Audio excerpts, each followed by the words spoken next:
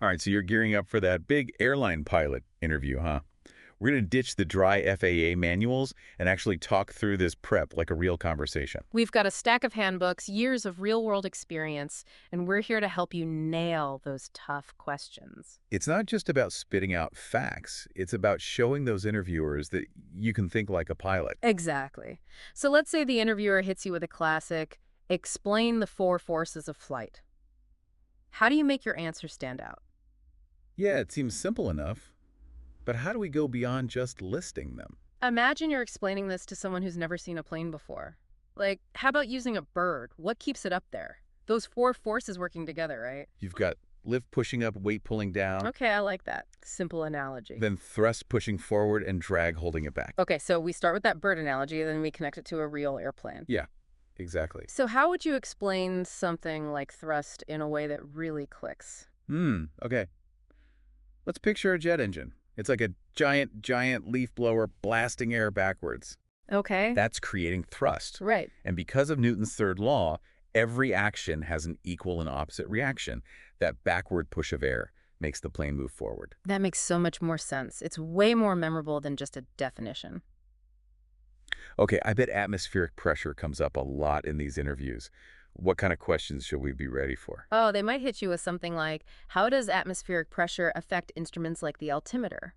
And this is where understanding that standard dead plane is super important. It's that theoretical level where we assume a standard pressure of 29.92 inches of mercury. Right, like our baseline for measuring altitude. But why is that specific pressure so important? Well, because it makes sure everyone's on the same page. Think about it. If every airport had a different zero for altitude, it would be total chaos. Yeah, that's true. So this standard pressure helps pilots and air traffic control to talk accurately, make sure there aren't any nasty surprises up there. Okay, that makes a lot of sense. Now, density altitude always tripped me up in training. How do we explain that in a way that doesn't sound like a textbook? Okay, think of it as how thick the air feels to your plane. Hot air, less dense, humid air, also less dense. So even if you're at a lower altitude, if it's hot and humid, your plane might think it's actually higher up because the air is thinner, less supportive. So that's why density altitude affects takeoff performance so much. Exactly. Imagine this, you're taking off from a high-altitude airport on a scorching hot summer day. If you don't factor in that high-density altitude, you might not have enough runway to get airborne safely. It's a recipe for disaster. That's a good point. Okay, I'm starting to see how these basic concepts are actually really crucial for safe decision-making as a pilot. What are some other technical areas they might grill us on? Let's see. Aerodynamic forces during maneuvers are always a popular topic. Imagine they ask you to describe the forces at play during a steep turn. This is where those diagrams from the pilot's Handbook of Aeronautical Knowledge come in handy. Yeah, you've got lift, weight, thrust, and drag, all acting on the plane. Yeah. But their relationship changes in a turn. It's not just about staying level anymore. Exactly. That angle of bank increases the load factor, which is basically how much G-force the plane is experiencing.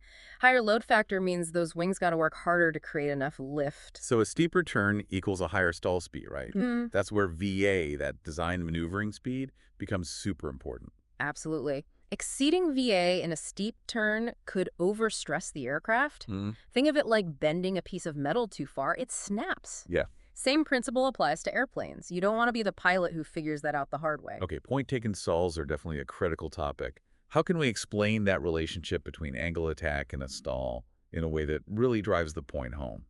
All right, let's go back to that hand out the car window thing. Yeah. The curved upper surface of the wing, that's the back of your hand, air flowing over the top.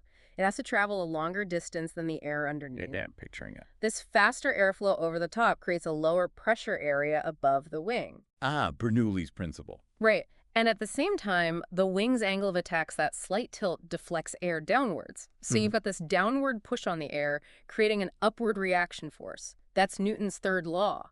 It's physics working its magic to create lift. Okay, so it's not just one principle, but a combination of things that get those massive planes off the ground. Now, what about propellers? I always found those concepts kind of abstract. Yeah. How would you break down something like torque, p-factor, or gyroscopic precession for the interviewer? Visuals are key here. Imagine that propeller as a spinning top torque is that twisting force that wants to make the whole plane rotate in the opposite direction of the prop. Okay, I can picture that. And p-factor. Think about a climb. The descending propeller blade on the right side is hitting the air at a steeper angle than the ascending blade on the left. Right. This creates more thrust on that right side, causing the aircraft to yaw a bit to the left. Ah, so you have to counteract that with the rudder. Exactly. Oh. And then you've got gyroscopic precession, which is a little bit mind-bending. Imagine you push down on that spinning top. The force doesn't actually act right where you pushed, but 90 degrees ahead in the direction of rotation. So if you pull back on the controls during takeoff, that force actually acts on the right side of the prop, making the plane yaw to the left.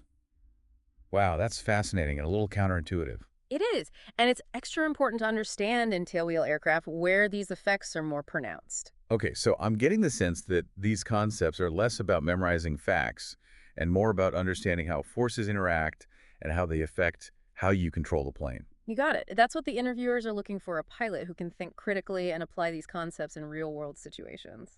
All right, I'm feeling more confident already. What other areas should we explore before we wrap up this part of our deep dive? Let's switch gears to engines. A common question is compare and contrast reciprocating and turbine engines. It's what's under the hood of most small planes versus those giant airliners. Okay, so reciprocating engines, the ones with pistons, are more common in general aviation. They're like car engines, right? Essentially, yeah. Yeah. They're simpler, cheaper to maintain, but they're not as powerful or fuel efficient as turbine engines, which are the workhorses of commercial aviation. So turbine engines, those are like the jet engines. Exactly. They use a continuous flow of air to spin a turbine, which in turn drives a shaft connected to a fan or propeller. Right, and I remember from my training that turbine engines are more efficient at higher altitudes. Absolutely. That's why you see them on those big airliners, cruising way up in the sky. Okay, let's take a closer look at those reciprocating engines. What if they ask us to walk through that whole process of air intake, mixing with fuel, and combustion? All right, well, it's like a choreographed dance. First, air enters through the intake port, it gets filtered, then it mixes with fuel either in a carburetor or through a fuel injection system. Right, and then that mixture is compressed in the cylinder, the spark plug ignites it, and boom, you've got power. Exactly, but there are some potential hazards along the way. For instance, carburetor icing is a serious concern in certain weather conditions. That's where carburetor heat comes in, right? Using that hot air from the engine to melt any ice that's formed. Exactly. It's super important to understand these potential issues and know how to either prevent them or deal with them in flight. All right, so we've covered the basics of reciprocating engines. What about the fuel itself? What kind of questions might come up there? Well, they might ask something like, why is it so important to drain fuel sumps pre-flight? This is a great chance to show them that you're detail-oriented and you put safety first. Absolutely. We drain those sumps to check for water and contaminants in the fuel, right? Water can freeze and block fuel lines, and contaminants can cause all sorts of engine problems. Precisely. A simple check that can really save you a huge headache later on. And speaking of fuel, I bet they'll ask about different fuel grades. I remember something about octane ratings. Yeah, absolutely. Using the wrong fuel grade can lead to detonation, which is basically uncontrolled explosions in the cylinders. Not good. Yikes. So how do we explain octane ratings to the interviewer in a way that shows we get it? Think of it as the fuel's resistance to knocking or pinging. Higher octane fuels can handle higher compression before they detonate. Using a lower grade than recommended can damage the engine. It's like trying to put diesel in a gasoline car. It's just not going to work, right? Right. And it seems like this is also a good place to start talking about pilot judgment and decision-making, which I know is a big part of what they're looking for in an airline pilot. Exactly. Even something as simple as choosing the right fuel is a decision that directly impacts safety. And that leads us right into the next section where we'll dive deeper into those crucial human factors aspects of flying. This has been so helpful already. Yeah. I feel like I'm seeing these concepts in a whole new way, and it's making me way more confident about tackling those interview questions. That's what we're here for. Remember, confidence comes from preparation. By understanding these concepts and practicing your answers, you'll be ready to nail those questions and impress those recruiters. Well, stay tuned for part 2 of this deep dive, where we'll continue unpacking these challenging questions and get you ready for that airline pilot interview. Okay, so let's keep this momentum going. We've hit some of those fundamental concepts, but now it's time to really show the interviewers that we can handle the more complex stuff. How about this one? Describe the aerodynamic forces at play during a climb. Okay, so we're talking about how lift, weight, thrust, and drag all work together when the plane is angled upwards. We need more lift to overcome gravity, right? But what else is going on? Exactly. We increase the angle of attack to create that extra lift, but that also increases drag, so we need more thrust to overcome Uh, that added resistance. right, and it's not just about lifting the plane straight up anymore. Now a portion of that weight is actually working against the thrust, making it even harder to climb. It's like trying to push a heavy box up a ramp. You need more force than just lifting it straight up. And speaking of forces, what happens when we transition from a climb to a descent? Hmm. Well, we reduce the angle of attack to decrease lift, allowing gravity to help us descend. And I imagine drag plays a big role here too, especially if we need to control our descent rate. Absolutely. We can actually use drag to our advantage by adjusting the pitch of the aircraft and managing engine power. It's kind of like using a parachute to control your descent. You can manipulate the shape and size to adjust your speed and landing spot. This makes me think about how much control a pilot actually has over the aircraft's movement. It's not just pointing the nose and going, what other concepts really highlight that level of control?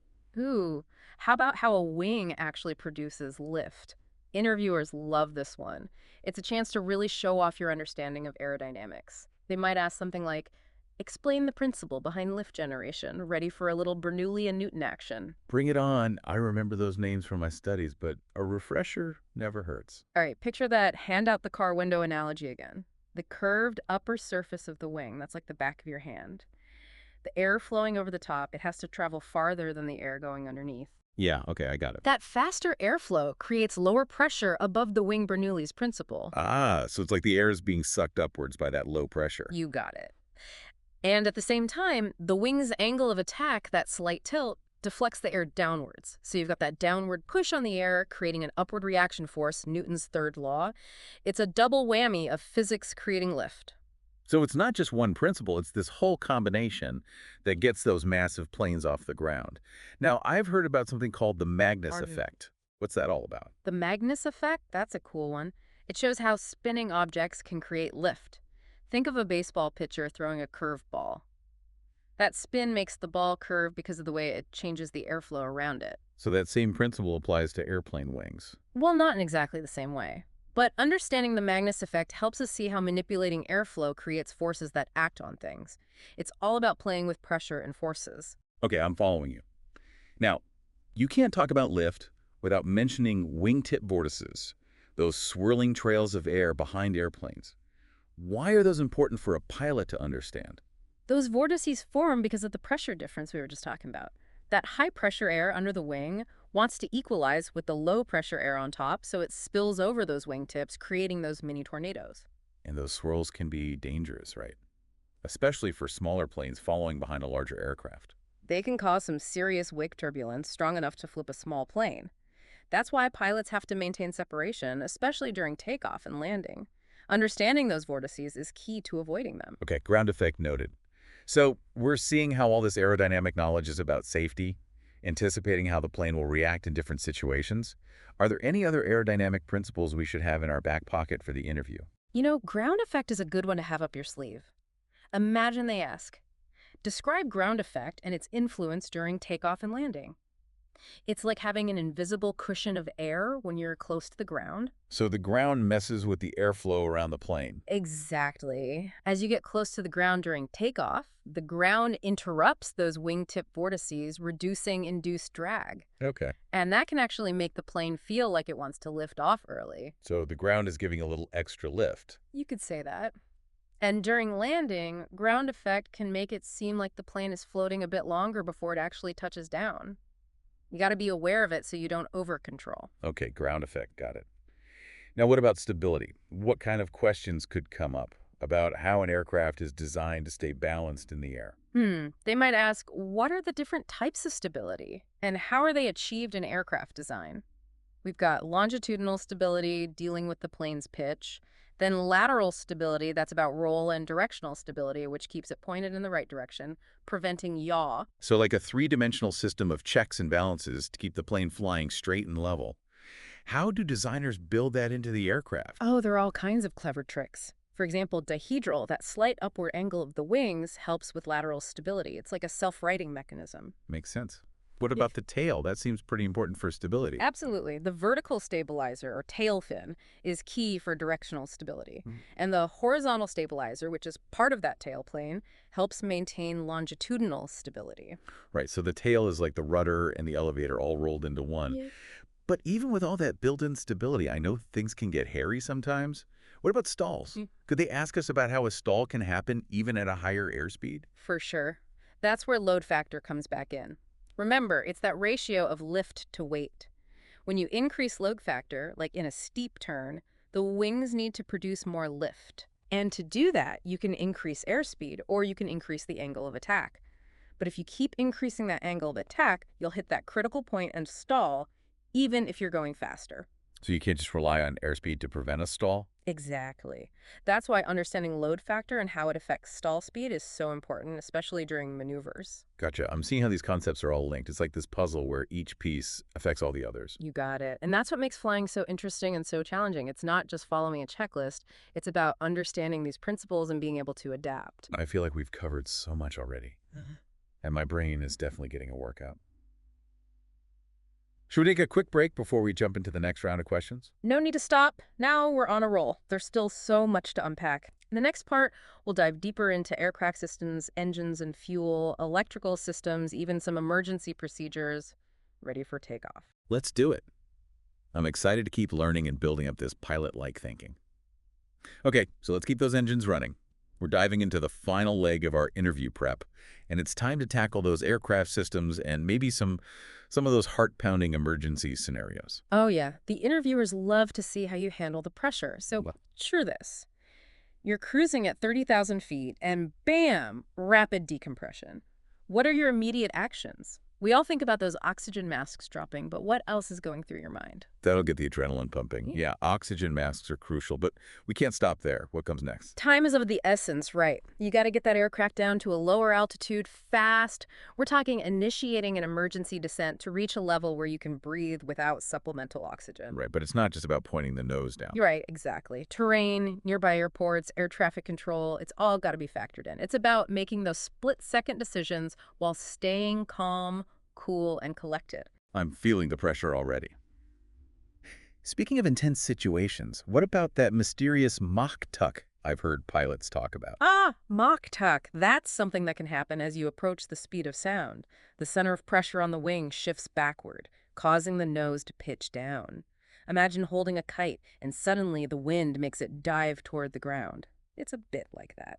Okay, that sounds like a lot to handle. How do pilots deal with that sudden nose-down force? Well, aircraft designers are pretty clever. They've come up with things like anti-tuck devices, trim systems to help mitigate those forces.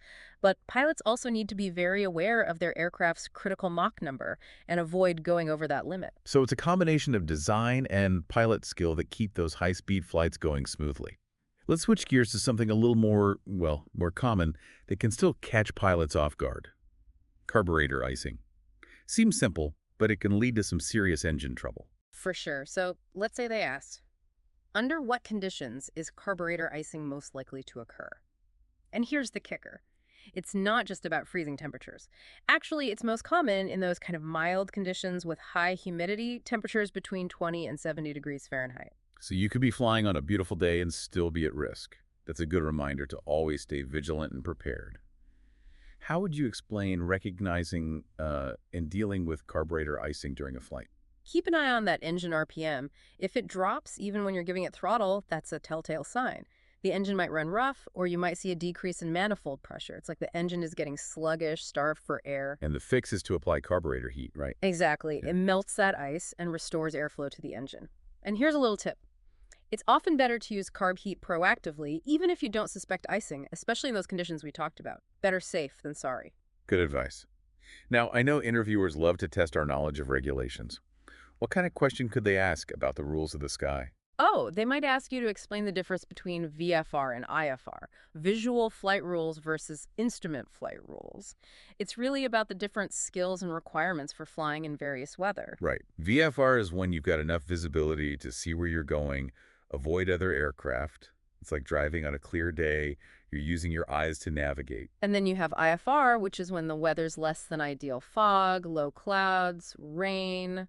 You can't just rely on your eyes. You need those instruments to navigate and stay clear of other traffic. It's more like driving in thick fog, where you have to depend on those instruments and road markings. So IFR flying requires a whole other level of training and skill. Absolutely. It's much more complex and demanding. Understanding instrument procedures, communication with ATC, maintaining precise control even when you can't see outside. Okay, I see the difference. Oh, Well, I bet after all those technical questions, they'll want to know a bit about us as pilots and our goals. What's the best way to answer that classic, what are your career goals as an airline pilot? it's time to let that passion shine. Talk about your love for aviation, your commitment to safety, and being a true professional. And be specific. Show them you've really thought about this. So mention things like our interest in specific aircraft types, or maybe leadership aspirations. Exactly. It's not just about getting a job, it's about a career path. This deep dive has been incredible. We've covered so much, from basic flight to emergency scenarios. I feel so much more prepared. I'm glad to hear it. Confidence comes from preparation, right? So go out there, nail that interview, and soar to new heights. We'll be here for your next deep dive into aviation. Absolutely safe landings.